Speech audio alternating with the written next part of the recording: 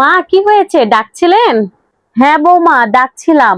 রাত 10টা বেজে গেছে, তোমার রান্না এখনো হয়নি, কখন খেতে দিবে? রান্নাঘরটা পরিষ্কার করা আর একটু বাকি আছে, আমি রান্নাঘরটা পরিষ্কার করে আপনাকে খেতে দিচ্ছি। তোমার কি এখনো রান্নাঘর পরিষ্কার করা হয়নি? তাড়াতাড়ি পরিষ্কার করে নাও বৌমা, খিদা পেয়ে গেছে তো।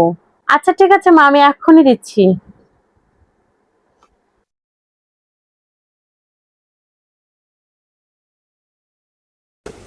হ্যাঁ বড় বৌমা, বলো।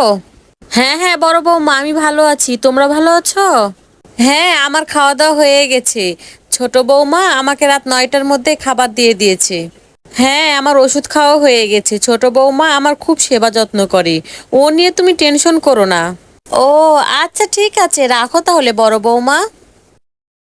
মা, আপনি বড় ভাবির কাছে আমার নামে এত প্রশংসা করছিলেন, আমি তো আপনাকে এখনো খেতে দিইনি। আরে ছোট বৌমা, প্রশংসা করব না কেন? তুমিই তো আমার দেখাশোনা করো, তুমিই তো আমার সেবা যত্ন করো। ওই বড় বৌমা কি আমার সেবা যত্ন করে না আমার দেখাশোনা করে? শোনো ছোট বৌমা, এসব বড় বৌমাদের না আমি খুব ভালোভাবে চিনি।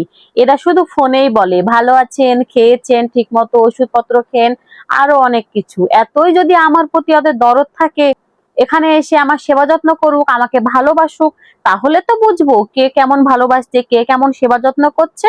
এই ধরনের মানুষজন শুধু ফোনেই খোঁজ খবর নিয়ে থাকে। এরা তো আমাকে খুশি করতে চাই, কিন্তু তুমি তুমি তো আমাকে সারাদিন কাজ কাম করে আমার সেবা যত্ন করো, আমাকে টাইমে টাইমে ওষুধ দাও। আসল সেবা যত্ন তো তুমিই আমাকে করো।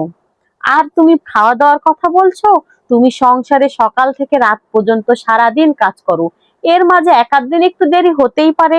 তাই বলে কি আমি তোমার নামে ওই সব বৌমাদের কাছে দুর্নাম করে বেড়াবো?